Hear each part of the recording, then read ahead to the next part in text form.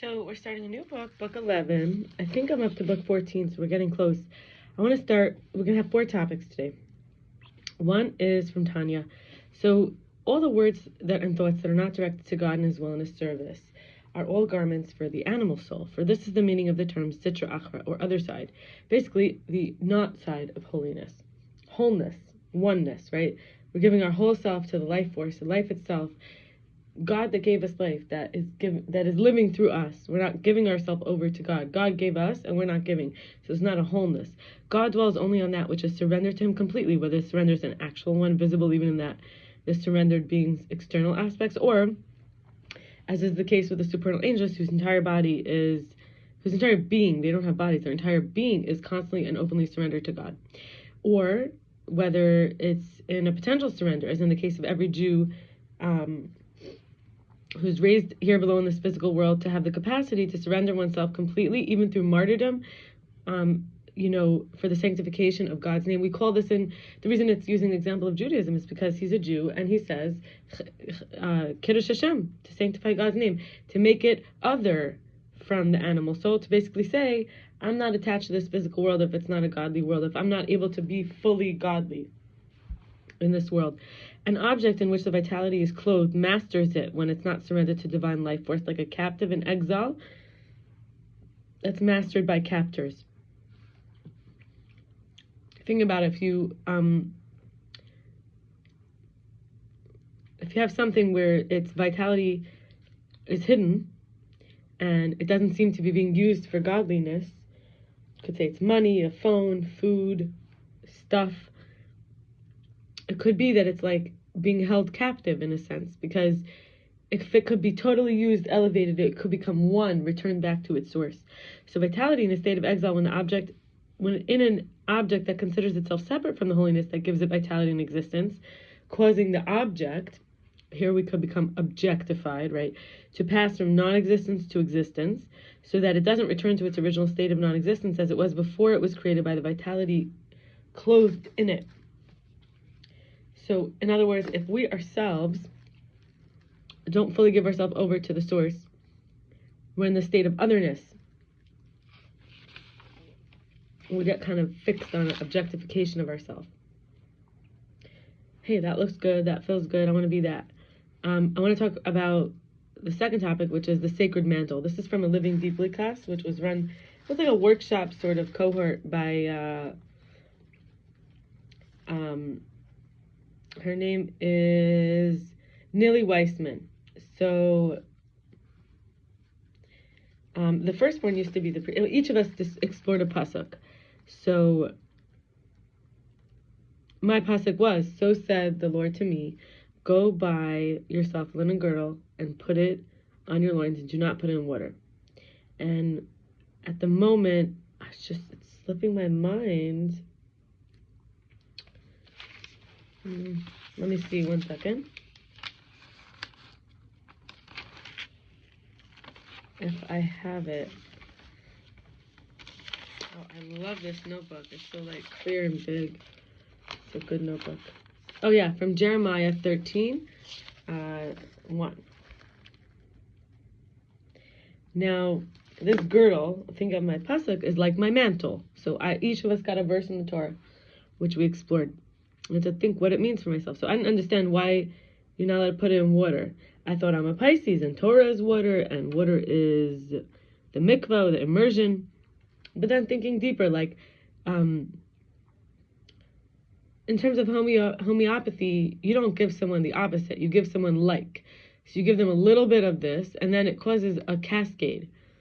Versus medicine in the pharmaceutical industry sometimes gives you the opposite. It kind of triggers the other direction.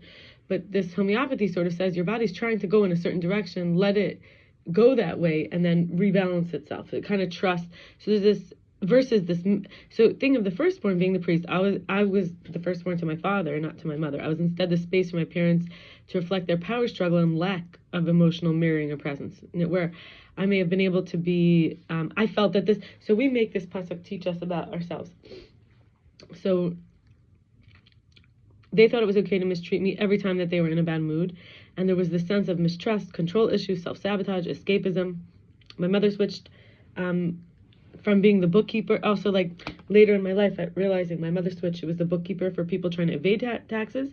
She switched to the side of the IRS, collecting money from people trying to evade taxes. And I'm thinking like, when we're at the threshold, we're at that lintel, that liminal, that doorway, and we need to girdle ourselves. So I could utilize for my mantle the study that I had of biology, hypnosis, food and fitness, meditation, bodyworks, psychology, philosophy, comparative religions, and recovery. And thinking of like, I have this really neuropsychoimmunology. I really think of neuropsychology, and then in that I think of immunity. What kind of immunity do we have for neuropsychology?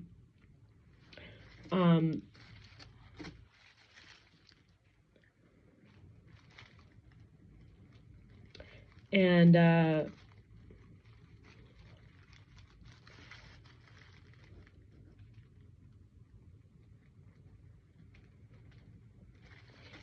so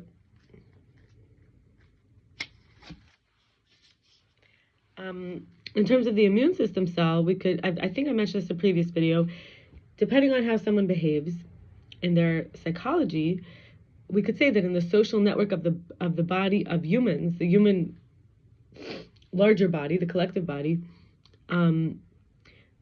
there's like immune system cells, and they can trigger another cell to like self-destruct or to be consumed by a third cell.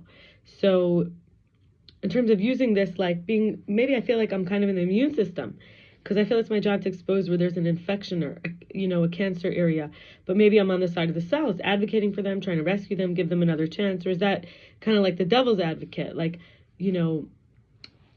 kind of giving, like showing them where the loophole is so that they could get a second chance. Is it where I relate to my own inner demons, maybe my own cancerous patterns?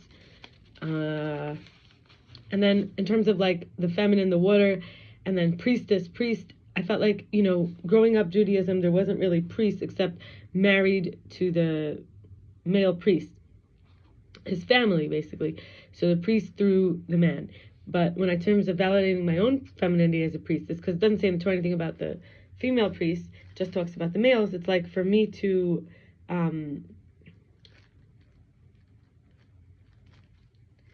through marriage or as a daughter. So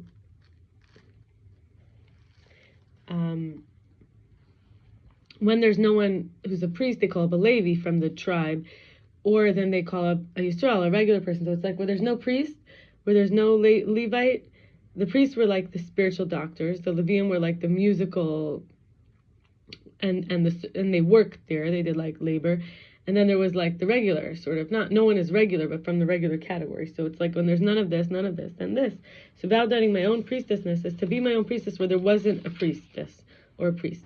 Okay, now the other two topics. One is prayer being higher than Torah study and time management. So I discussed this before very briefly in a previous video, but now I want to go a little deeper. So if we break an I can't or an I won't, then a thought of it can't or it won't also gets broken. So on the inside,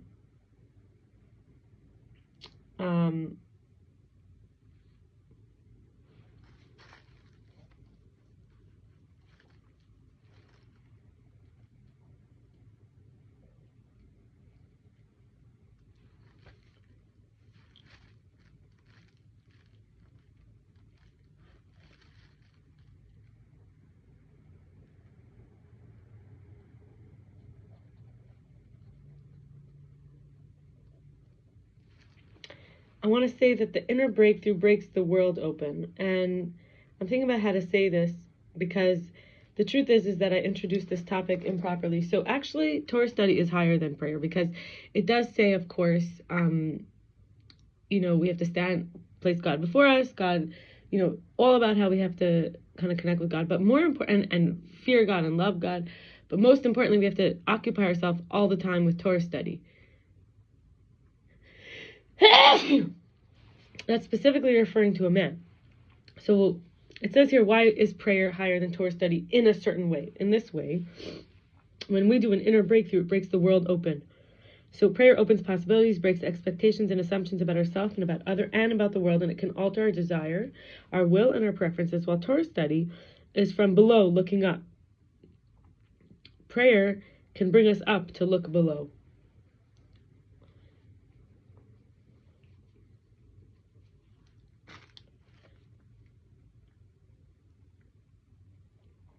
So I would say why prayer is also higher than Torah study in a way.